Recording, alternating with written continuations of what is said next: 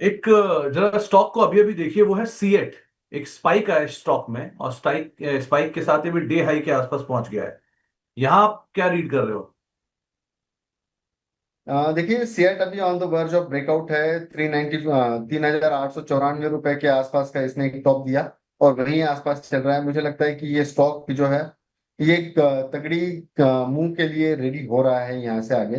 4,040 4,050 रुपए तक के टारगेट्स इसके अंदर आने वाले सत्रों में देखने मिल सकते हैं। स्ट्रॉन्ग इसको होल्ड करने की सलाह रहेगी यहाँ पे। जिस तरीके का एक कंप्लीट राउंडेड बॉटम यहाँ पे देखने मिला और उसके बाद में कंटिन्यूअसली एक मोमेंटम में आते हुए नजर आया है ये स्टॉक। मुझे लगता है कि 4,050 रुपए तक के टारगेट्स के लिए इसमें प्ले करना चाहिए। होल्ड करके चलना चाहिए और अभी जस्ट ब्रेकआउट दिया है, तो जो लोग अगर फ्रेश खरीदारी करना चाह रहे हैं तो डेफिनेटली करके चल सकते हैं। तो नई खरीदारी कर सकते हैं। स्टॉप लॉस आपको बता दिया है, 4000 प्लस के टारगेट्स गोइंग फॉरवर्ड चलाते हुए दिखाई पड़ सकते हैं। गुंजन सर्राफ जी पूछ रहे हैं कि इन्होंने विप्रो की 245 की पुट सेल किया है। अब इसके टारगेट क्या रहेंगे? क्या देख रहे हो आप? हो गया क्या डाउनसाइड पूरा इसका? सर जी, मेरे को स्ट्राइक प्राइस पता चलेगी विप्रो की। 245 की पुट बेची है इन्होंने। हाँ सर, 250 की है पुट बेची हुई। हाँ जी, 245 की पुट बेची है इन्होंने।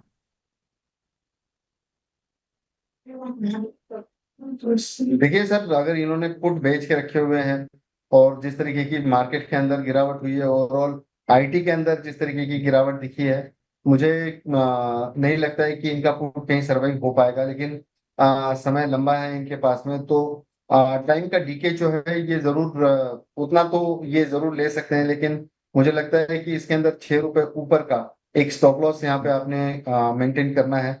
और नीचे की लेवल के अंदर अगर हम लोग देखते हैं तो यूजुअली बेचना इसलिए चाहते हैं लोग कि पूरा की पूरा प्रीमियम खा सकें। लेकिन जिस तरीके की आईटी के अंदर गिरावट आई है और विप्रो जैसे स्टॉक्स के अंदर भी काफी अच्छा खासा गिरावट हम लोगों ने देखा है। आज दिन भर में 2-2.5% के आसपास गिरते हुए नजर आया हुआ स्टॉक है, तो पुट का बेचना खतरे से खाली नहीं था यहाँ पे। लेकिन यस, हम्म यहाँ से ऊपर 6 रुपए का स्टॉप लॉस लगाकर आप इसको होल्ड करके चले। तो आपको एक राय दी गई है, और जो डाउनसाइड कैप्ड आपने करके रखा हुआ है, आप एक रणनीति उसके हिसाब से आप बना सकते हैं। एक कंटेनर कॉप के ऊपर टारगेट, ट्रेडिंग टारगेट पूछ रहे हैं गौतम ठाकुर साहब। इसमें रिसेंटली कॉर्पोरेट एक्शन हुआ है, और उस कॉर्पोरेट एक्शन के बाद थोड़ा शांत सा है। अभी क्या किया जाए? 200 डीमा के नीचे ये स्टॉक अभी फिलहाल ट्रेड कर रहा है। काफी स्टॉक की क्वालिटी तो काफी बढ़िया है सर। इसके अंदर होल्ड करके जा सकते हैं। मुझे लगता है कि 655 रुपए तक के टारगेट्स इसके अंदर आने वाले दिनों में देखने मिल सकते हैं। लेकिन अपनी श्रद्धा के अनुसार मुझे लगता है कि 595 590 का एक स्टॉप लॉस आप इसको मेंटेन करके चले। जो रिस्क रिवॉर्ड है वो 1:1.5 1:2 मैक्सिमम इतना देखने मिल सकता है।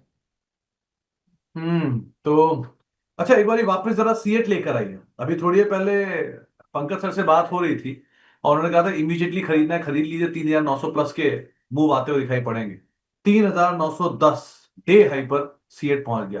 पंकज सर, अभी भी वो खिलाड़ी वाला फील खत्म नहीं हो रहा है आपका? Intraday pick, intraday target hit, ये सब मैं बहुत सालों से देख रहा हूं। अच्छा मूव रहा सीएट में। अगर किसी ने पिकअप किया है इमीडिएटली, क्या किया जाए इसमें? सर इसको होल्ड करके चले। ये जस्ट अभी इसने एक ट्रेंडिंग लाइन का ब्रेकआउट दिया है। सर वॉल्यूम्स अगर हम लोग पिछले कई दिनों के देखते हैं, मुझे लगता है कि ये पिछले 2 महीने के वॉल्यूम्स को, एवरेज वॉल्यूम को आज इसने 1-1:30 बजे ही बाइसेक्ट कर दिया है। मुझे लगता है कि ये मोमेंटम काफी स्ट्रांग रहना चाहिए यहाँ पे। आज अगर इंट्राडे की बात करते हैं, मैं कल तक की बात करूं आपसे, तो 3960 3980 के तो टारगेट्स आपको कल तक के देखने मिल सकते हैं। ओके। अशोक देवनाथ साहब पूछ रहे हैं कि सीडीएसएल में क्या करें। 1732 रुपए के दाम पे इन्होंने खरीदारी की है, एक महीने का नजरिया है। अब क्या करना चाहिए इसमें? तो देखिए, सीडीएसएल एक सुबह में एक अच्छी खासी मुंह जरूर दिखाया, उसके बाद में ये स्टॉक धाराशायी होते हुए नजर आया है। ओवरऑल जो बीएससी देख लीजिए या फिर आप एंजल वन जैसे स्टॉक देख लीजिए या फिर सीडीएसएल जैसे स्टॉक देख लीजिए, ये इसकी पिटाई काफी अच्छी हुई है। आज सुबह में मुझे लगता है कि थोड़ा सा एक रिलीफ मिला वहां पे। और दोबारा CDSL क्या गिरते हुए नजर आया है। मेरे ख्याल से अगर आप ट्रेडिंग के लिहाज से देख रहे हैं तो 1660 रुपए का स्टॉप लॉस आप इसको मेंटेन करें। सुबह से यही लेवल की चर्चा मेरी हो रही है, तो अभी भी मेरा जो व्यू है वो इंटैक्ट है। 1660 का ही स्टॉप लॉस आप इसको मेंटेन करें, और ट्रेडिंग के लिहाज से ये स्टॉक को देखें कि 1720-25 तक अगर आता है तो वहां से एग्जिट लेने का सोचना चाहिए। जब चीजें सब सही हो जाएगी तब हम लोग दोबारा इस स्टॉक के बारे में सोच सकते हैं। जब चीजें थोड़ी बेटर हो जाएंगी तब आप एक बार को दोबारा सोचिएगा, लेकिन आपको एक लेवल बताए हैं उनको आप जरूर ध्यान रखिएगा। नीतू त्यागी जी के पास साउथ इंडियन बैंक है, 31 रुपए के दाम पे उन्होंने खरीदारी की है अगले 6 महीने के लिए। क्या टारगेट आप देख रहे हो उसमें? सर देखिए, ये PSUs के अंदर की जो मूवमेंट है ना सर, ये काफी लुभावनी लगती है। आज दिन भर में जिस तरीके से कैनरा बैंक और यूनियन बैंक जैसे स्टॉक्स ने एक अच्छी खासी मुंह दिखाई है, मुझे लगता है कि अगर इनका 6 महीने का एक टाइम होराइजन है यहाँ पे, तो जरूर इसको होल्ड करना चाहिए। मेरे ख्याल से 41-45 रुपीज तक के टारगेट्स यहाँ पे विटनेस हो सकते हैं, जो कि अगर इन टर्म्स ऑफ परसेंटेज की बात करते हैं तो 50% के आसपास की, 45%, 45 रुपीज की बात हो रही है यहाँ पे, तो 38 to 45 ये इसकी एक रेंज होनी चाहिए 6 से 8 महीने में। एटलीस्ट पहला टारगेट तो आपको अचीव होते हुए नजर आ सकता है। तो थोड़ा सा ढीला मूव रहता है इसमें आमतौर पे, लेकिन जो लेवल्स आपको बताए गए हैं उनको आप कैरी कर सकते हैं। एक गौतम ठाकुर साहब पूछ रहे हैं कि टाटा कंज्यूमर में क्या किया जाए। 1210 रुपए के दाम पे उन्होंने खरीदारी कर रखी है, और ये पिछले हफ्ते तो बढ़िया परफॉर्मर रहा था पूरा FMCG पैक। ये अब इस वीक के लिए कैसे देख रहे हो, हाल फिलहाल के लिए कैसे देख रहे हो आप? सर देखिए, एक जो लास्ट वीक में HUL की लीडरशिप के अंदर सारे FMCG पैक ने काफी बढ़िया परफॉर्म किया, चाहे वो HUL हो, डाबर हो, मैरिको हो और ब्रिटानिया जैसे तमाम तरीके के जो स्टॉक्स है अच्छे खासे परफॉर्म किए हैं। ऊपरी लेवल से यहाँ पे कहीं ना कहीं एक रिट्रेसमेंट आती हुई नजर आई है। मुझे लगता है कि ये स्विंग लोज के आसपास है यहाँ पे। लोअर साइड में 1040 रुपए तक के भाव इसके अंदर देखने मिल सकते हैं, तो थोड़ा एवरेज या करना है या फ्रेश खरीदारी करना है तो मेरे ख्याल से 3% तक की गिरावट और यहाँ से विटनेस हो सकती है। यहाँ पे 1040-1050 की रेंज है जहां पर आप खरीदारी करके चल सकते हैं। स्टॉक को लंबे अवधि के लिए रखें। बढ़िया पोटेंशियल वाला स्टॉक है। 1150 रुपए तक के टारगेट्स जो है वो दिसंबर तक हम लोग जरूर विटनेस कर सकते हैं। तो आप फिलहाल तो बने रहिए, कंपनी अच्छी है, पेडिग्री अच्छी है, थोड़ा वैल्यूएशन महंगा है, लेकिन अदरवाइज ये कंपनी आप वर्थ होल्डिंग है। अब एक सवाल आया है भारती एयरटेल को लेकर। इन्होंने 1750 रुपए के दाम पे खरीदारी कर रखी है, और ये हाल का एक स्टार परफॉर्मर तो रहा ही है। अब क्या किया जाए इसमें? सर इसमें कंटिन्यूअसली जो मोमेंटम हम लोगों ने देखा है, एक फ्लैग पैटर्न बना और वहां से एक ब्रेकडाउन देखने मिला, जो कि ऊपरी लेवल से अगर हम लोग देखते हैं तो 2040 के लेवल से ये स्टॉक गिरना शुरू हुआ और कंटिन्यूअसली गिरते ही गया हुआ है। लेकिन स्टार परफॉर्मर जरूर रहा हुआ ये स्टॉक है। मेरे ख्याल से इसमें होल्ड करने की सलाह रहेगी। ये रेंज जो है ये डेफिनेटली बाइंग करने की रेंज है, यहाँ पे इसको बाय करके चल सकते हैं। देखिए, ये एकलौता ऐसा स्टॉक है, इसको कोई भी लेवल पे अगर जिन्होंने लिया है वो डिसअपॉइंट नहीं हुआ है। हो सकता है कि स्टॉक लेने के बाद में नीचे आ जाए, लेकिन ऊपरी लेवल पर ये स्टॉक जाते हुए नजर आया है। मेरे ख्याल से इसके अंदर 2050-2100 रुपए तक के पोटेंशियल है, जरूर इसमें एडिशन करना चाहिए। ओके। इनायत जी का एक सवाल आया है हैदराबाद से। इनके पास सनोफी के शेयर है 7500 रुपए के दाम पे। सर बहुत कम चर्चा में रहता है ये स्टॉक, आमतौर पे लो वॉल्यूम रहता है, मूव भी अकॉर्डिंगली आते हैं। कैसे रीड कर रहे हो आप इसे? सर देखिए, जिस प्रकार के वॉल्यूम्स है इसके अंदर कतई अट्रैक्टिव नहीं लगता है, लेकिन ओवरऑल प्राइस एक्शन भी हम लोग देखते हैं तो पिछले काफी दिनों से ये स्टॉक गिरता हुआ नजर आया है। स्विंग लोज के नीचे भी है, 200 डेमा के नीचे भी है। मुझे लगता है कि इसका एक जो बड़ा सपोर्ट है, जो कॉन्फिडेंट सपोर्ट है, वो मुझे लगता है कि 5650 रुपए पे है। वहां का एक स्टॉप लॉस आप मेंटेन करके चले, अगर वो तोड़ता है तो मुझे लगता है कि एक बड़ी गिरावट के चांसेस इस स्टॉक में देखने मिल सकते हैं। अगर मार्केट साथ नहीं देता है और वो 5650 भी तोड़ देता है तो एक बड़ी गिरावट इसके अंदर हम लोग विटनेस कर सकते हैं। तो फिलहाल फ्रेश बाइंग के लिए अवॉइड करना है, और अगर आप इसको होल्ड करके चल रहे हैं चाहे किसी भी भाव पे हो, 5650 का स्टॉप लॉस मेंटेन करें। एक बार जरा पंकज सर वो देखना, वोडाफोन आइडिया, इस पे सवाल आना ही था, वो तो आ ही जाएगा कोई ना कोई का। लेकिन आज वापस 7% ऊपर आया, तो दोबारा इंटरेस्ट धीरे धीरे आना शुरू हो जाएगा। वही रहता है ना कि इसका भाव जो है पोजीशन से निकलने नहीं देता और खबरें पोजीशन में रहने नहीं देती। सो क्या किया जाए वोडाफोन आइडिया में? सर मैं to be very honest Sumit ji, मैं ये स्टॉक को बिल्कुल भी मैं देखता नहीं हूँ। और जिस तरीके के चार्ट्स है, अगर मान लीजिए ये 10% बढ़ भी जाए यहाँ से, तो इसमें बढ़ना 75 पैसा है। हम्म। 10% टूट भी जाए तो गिरना 75 पैसा है वो यहाँ से। और गवर्नमेंट्स की जितनी भी रूमर्स अभी बीच में आई थी कि गवर्नमेंट को लेकर, और उसके चलते एक स्टॉक ने 9 रुपए, 9.5 रुपए तक जाते हुए दिखा भी था वहां पे, लेकिन वो सब फेल हुई है। आज ये 6 रुपए बढ़ा है, ये प्योर स्पेकुलेशन है। मुझे नहीं लगता है कि ये स्टॉक्स में किसी ने पैसा लगाना भी चाहिए। तो मैं स्ट्रिक्टली अवॉइड करूंगा ये स्टॉक को, क्योंकि मार्केट के अंदर बहुत से ऐसे स्टॉक्स है जिसके अंदर आप पैसा लगाकर अच्छा खासा पैसा बना सकते हो। लेकिन इसकी नैया तो पूरी डूबती दिखती है सर। एक सवाल आया है आईडीएफसी फर्स्ट को लेकर। ऑब्वियसली इस पर तो सवाल आता ही आता है दिन भर में, ऐसा कभी दिन नहीं आता कि इस पर सवाल ना आए। कैसे रीड कर रहे हो आप आईडीएफसी फर्स्ट को? जो आईडीएफसी फर्स्ट बैंक अच्छी खासी मोमेंटम देता है। और जिस तरीके का एक चार्ट पैटर्न बना हुआ है, एक वेव जो बनी है निचले लेवल से, अगर हम लोग देखते हैं इसको, तो चौथे महीने से काफी अच्छा परफॉर्म करते हुए नजर आया है। रिट्रेसमेंट होती है, फिर स्टॉक ऊपर चढ़ जाता है, फिर रिट्रेसमेंट हुई है, फिर स्टॉक ऊपर चढ़ा है। 78 की रेंज के बाद में ये 73-60 के आसपास अभी चल रहा है। मुझे लगता है कि यही एक दोबारा रिट्रेसमेंट बना हुआ है यहाँ पे। 72-73 की रेंज में इसमें बाय करने की सलाह रहेगी। 66 रुपीज के जो है इसके स्टॉप लॉस आपको मेंटेन करना है। टारगेट जो है वो 84 रुपीज तक के देखने मिल सकते हैं। स्ट्रॉन्ग बाय करना चाहिए सर।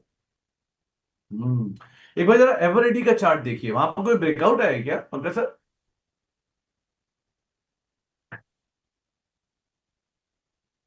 डेली टाइम फ्रेम के ऊपर तो बहुत शानदार ब्रेकआउट दिखा है सर, लेकिन ये ब्रेकआउट 3 दिन पहले ही हो चुका है यहाँ पे। और हम्म। स्टॉक ने काफी स्ट्रॉन्ग एंटिसिपेशन यहाँ पे दिखाया है। अगर हम लोग लास्ट वीक की अगर हम लोग बात करते हैं, तो 318 से लेकर 390 रुपए तक की रेंज यहाँ पे हम लोगों ने विटनेस करी। मतलब मोटा मोटी 70 रुपीज के आसपास की तेजी देखने मिली, जो कि 18 से 20% के आसपास है। मुझे लगता है कि ये मोमेंटम एक रिट्रेसमेंट के बाद में दोबारा रिज्यूम होना चाहिए। 370 के आसपास इसके अंदर खरीदारी की सलाह रहेगी। जिनके पास में होल्ड है वो स्टॉक को होल्ड करे 360 रुपए के स्टॉप लॉस से। 370 पे एक्यूमुलेशन करना है, 360 का स्टॉप लॉस। टारगेट जो है सीधा 410 रुपए तक के देखने मिल सकते हैं। हम्म। एक बारी बिरला सॉफ्ट को और देखिए, गौतम ठाकुर साहब पूछ रहे हैं, ये पूरा आईटी पे हमने बात तो की, लार्ज कैप पे, मिड कैप आईटी का क्या हाल है सर? क्योंकि जब लार्ज का इतना बुरा हाल है, तो मिड का क्या करेंगे, क्योंकि तो ऑलरेडी बहुत महंगे थे।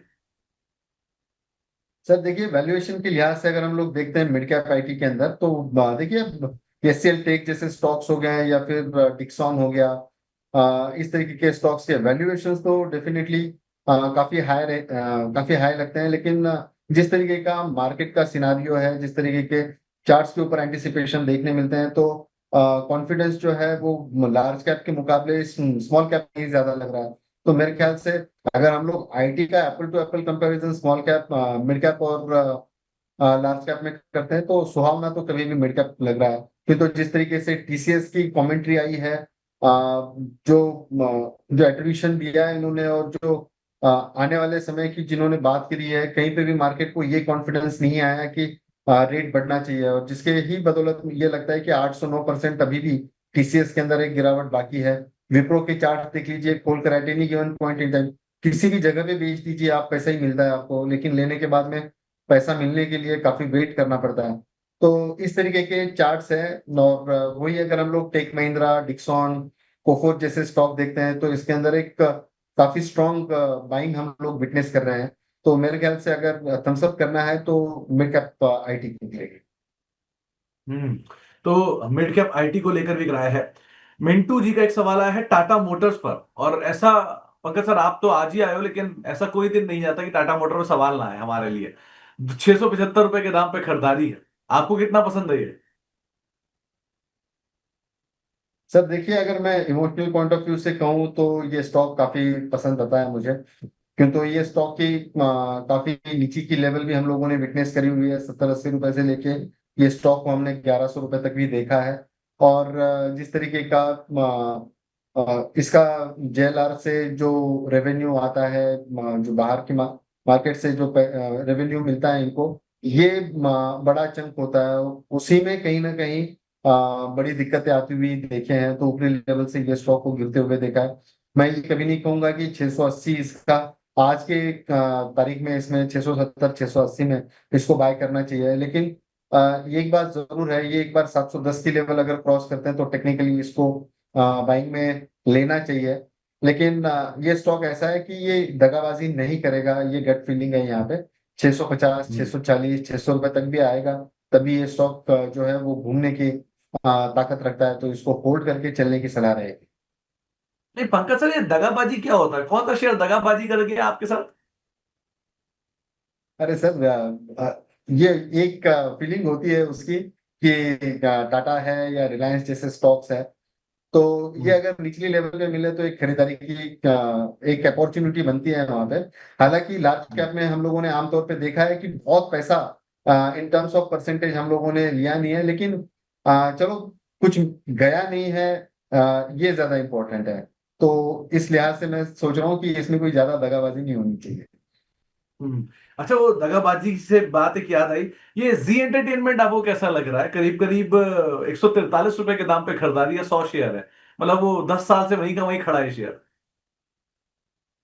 तो देखिए, ये काफी मतलब मुझे मैं बहुत छोटा था तभी, जब ये इसके काफी सारे जो कांड है ये बाहर आए हुए थे, और तभी से एक ये होता है कि फैमिली में हम लोगों ने कभी ये जी के स्टॉक्स देखे नहीं थे, क्योंकि तो बहुत बुरी तरीके से इसकी पिटाई हुई थी। हाँ, लेकिन टेक्निकली अगर हम लोग अभी देखते हैं यहाँ पे, तो आ, थोड़ा बहुत कॉन्फिडेंस दिन के मोमेंट में या फिर स्विंग को प्ले करना है तो हम लोग कर सकते हैं उसमें। लेकिन ये स्टॉक जो है ये डीपी में जरूर नहीं होना चाहिए। अगर आप स्विंग का पोर्टफोलियो बना रहे हैं, 8-10 दिन के लिए आप इसको ले रहे हैं, या लोअर लेवल पे दिन में ही आपने इसको पकड़ लिया है और 6-7% का रैली मिल गया है, तो वो बात और है। लेकिन मेरी तरफ से इसके अंदर कभी भी डीपी में रखने की सलाह नहीं रहेगी उसमें। तो फिलहाल आप इससे दूर रहिए। वही ज्यादा बेहतर राय आपको दी गई है। पंकज सर के भी जाने का समय हो रहा है, तो जरा जाने से पहले पंकज सर की इंडिविजुअल कॉल भी देख लेते हैं। चलाइए जरा चुन चुन के। जी। सर जी, सबसे मेरा जो पहला ट्रेड रहेगा, मुझे लगता है कि पॉलिसी बाजार के ऊपर हम्म। खरीदारी की हाँ सलाह पंकज सर, रहेगी। बोलिए फ्यूचर्स बोलिए। का ट्रेड है। कंटिन्यू करिए पंकज सर, कंटिन्यू करिए। सर मैं सुन नहीं पा रहा हूँ आपको। पंकज सर, आप कंटिन्यू कर सकते हैं आपकी बात। जी। मुझे लगता है कि पॉलिसी बाजार के फ्यूचर्स के अंदर खरीदारी की सलाह रहेगी। 1820 1825 की रेंज में ये फिलहाल स्टॉक ट्रेड कर रहा है।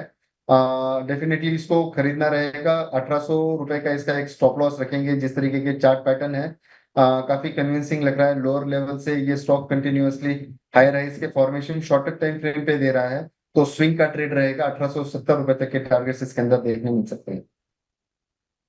तो पॉलिसी बाजार का स्टॉक जिसके ऊपर आप लॉन्ग साइड पे अपनी पोजीशंस देख सकते हैं, और यहाँ पर शायद एक अच्छा मोमेंटम कैरी होता हुआ दिखाई पड़ सकता है। पीवी फिनटेक बेसिकली इसमें आप खरीदारी करके चलने के लिए आपको पंकज सर कह रहे हैं।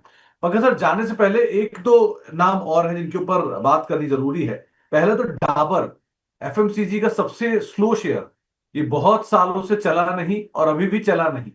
इसको आप कैसे रीड कर रहे हो? क्या करना चाहिए इसमें? सर ये बहुत स्टेडी स्टॉक है। मुझे लगता है कि एफएमसीजी का एक अच्छा प्रॉक्सी प्ले है ये। अगर कोई एफएमसीजी में अगर कोई लेके रखे हैं तो इसको बेच के चल लो।